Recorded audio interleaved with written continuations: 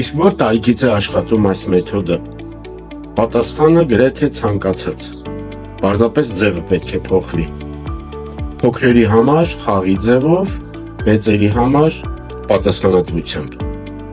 Եթե ուզում եք, կտամ տարբեր տարիքների օրինակներ։ Օրինակ, աղջիկս 8 տարեկան է,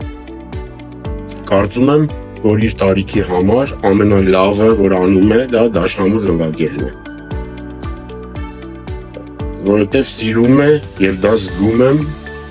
որովհետև անընդհատ աշխատասիրություն է ցուցաբերում, առանց ստիպելու, պարզապես ասել եմ շատ կուզեի, որ դու դաշնակահարույց դառնաս, բացի դրանից ես անկախ իր երաժշտական դասերից նրան ակորդների տրամաբանություն եմ սովորեցնում երբեմն, իսկ նա 1 վայրկյանում ընկալում է ու կրկնօրինակում։ Հիմա ոգեշնչել եմ,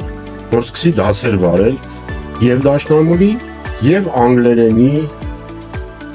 սկսնակ մակարդակի։ Ասել եմ, որ ինքը ընտրի, թե ում կարող է դասավանդել, ինչ տարիքի, քանի հոգու, իհարկե սկզբում օնլայն։